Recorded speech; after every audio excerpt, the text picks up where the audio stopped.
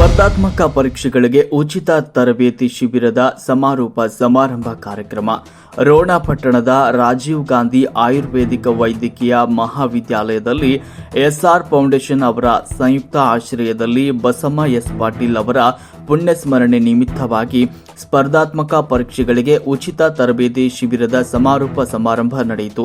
ಕಾರ್ಯಕ್ರಮದಲ್ಲಿ ಶಾಸಕ ಜಿಎಸ್ ಪಾಟೀಲ್ ಅವರು ಮಾತನಾಡಿದರು. ವಿದ್ಯಾರ್ಥಿಗಳು ಸ್ಪರ್ಧಾತ್ಮಕ ತರಬೇತಿಯನ್ನ ಪಡೆದು ಇತಿಹಾಸವನ್ನ ಸೃಷ್ಟಿಸಿ ಅಂತ ತಂದೆ ತಾಯಿ ಕೀರ್ತಿಯನ್ನ ಹೆಚ್ಚಿಸಬೇಕು. ವಿದ್ಯಾರ್ಥಿಗಳು ಅವಕಾಶಕ್ಕಾಗಿ ಹೊಸ ಹೊಸ ವಿಚಾರಗಳನ್ನು ಆಲೋಚನೆ ಮಾಡಬೇಕು. ವಿದ್ಯಾರ್ಥಿಗಳ ಜೀವನ ರೂಪಿಸಲು ಇಂತಹ ತರಬೇತಿ ಬಹಳ ಪ್ರಮುಖ ಪಾತ್ರ ವಹಿಸಲಿದೆ ಅಂತ ಹೇಳಿದರು. ಇನ್ನು ಖ್ಯಾತ ವ್ಯಕ್ತಿತ್ವ ವಿಕಸನದ ತರಬೇತುದಾರರ ಮಹೇಶ ಮಾಷಾಳ್ ಅವರು ಕೂಡ ಮಾತನಾಡಿದರು. ಪ್ರತಿಯೊಬ್ಬರು ಸಾಧನೆ ಮಾಡುವ ಛಲವನ್ನ ಹೊಂದಿರಬೇಕು. ಪರಿಸ್ಥಿತಿಯಲ್ಲಿ ಬಡತನ ಇರಬಹುದು, ಆದರೆ ಮನಸ್ಥಿತಿಯಲ್ಲಿ ಶ್ರೀಮಂತರಾಗಿರಬೇಕು.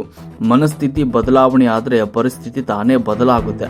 ಇಂತಹ ಅವಕಾಶವನ್ನ ಪ್ರತಿಯೊಬ್ಬರು ಸದುಪಯೋಗ ಪಡಿಸಿಕೊಳ್ಳಬೇಕು ಅಂತ ಕಿವಿ ಮಾತು ಹೇಳಿದರು. ಸಂದರ್ಭದಲ್ಲಿ ಕೆಸಿಸಿ ಬ್ಯಾಂಕ್ ಮಾಜಿ ಅಧ್ಯಕ್ಷ ಐಎಸ್ ಪಾಟೀಲ್, ವೆಂಕಣ್ಣ ಬಂಗಾರಿ, ಮುಖಂಡರು ವಿಬಿ ಸೋಮನ ಕಟ್ಟಿಮಠ್, ಪ್ರಾಂಶುಪಾಲರಾದ ಐಬಿ ಕೊಟ್ಟೂರ ಶೆಟ್ಟಿ ಅವರು, ವಾಯನ್ ಪಾಪಣ್ಣವರ್, ಸಂಪನ್ಮೂಲ ವ್ಯಕ್ತಿ Gururaj Bulbule, Ashok Mirji, SR Aihole, SY Bantanur, SN Gowdar ಸೇರಿದಂತೆ ಅನೇಕ ಸಿಬ್ಬಂದಿಗಳು ಈ ಸಂದರ್ಭದಲ್ಲಿ ಉಪಸ್ಥಿತರಿದ್ದರು.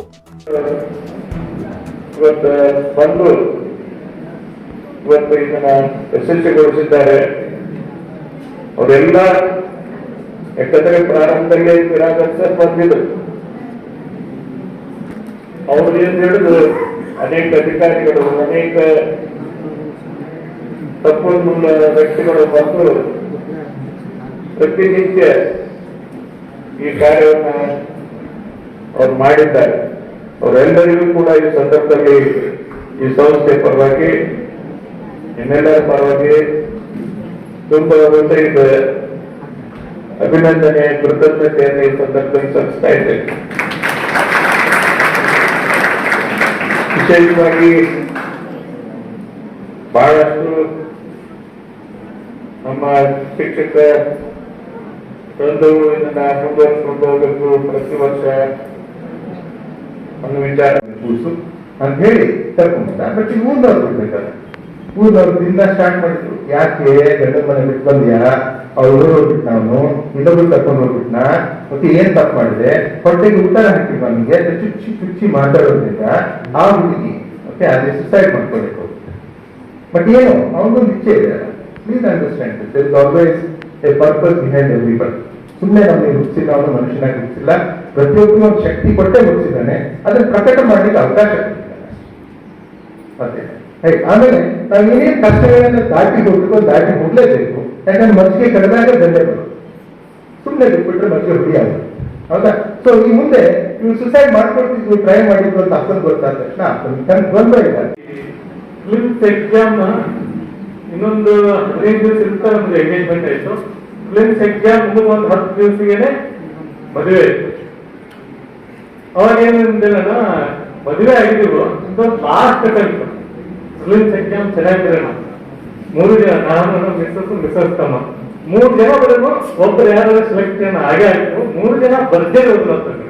ಇದರ ಲಾಸ್ಟ್ ಎಕ್ಸಾಮ್ ಇನ್ನೊಂದು ಬರೆಯಂಗಿಲ್ಲ ಅಂತ ಡಿಸೈಡ್ ಮಾಡಿ ಹೋಗೋಣ ಅಂತ ಹೇಳಿ ಹೋದಾಗ ಸ್ಟಾರ್ಟ್ ಮಾಡಿದ್ವಿ. ದೇವ್ರ ಪುಣ್ಯಕ್ಕೆ ಏನೋ ಗೊತ್ತಿಲ್ಲ, 3 ಜನ AS ಅಧಿಕಾರಿ ಆಗೇ ಹೋಗ. ಅದೊಂದು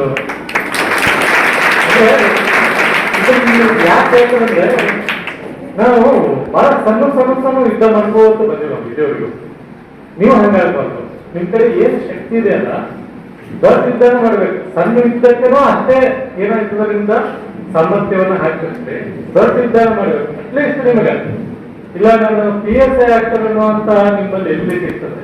ಒಂದು ಚೂರು ಸ್ಟೆಪ್ ಜಾಸ್ತಿ ನೀವು ಹಾಕಿದ್ರೆ AS ಅಧಿಕಾರಿಗಳಾಗುವಂತಹ ಚಾನ್ಸಸ್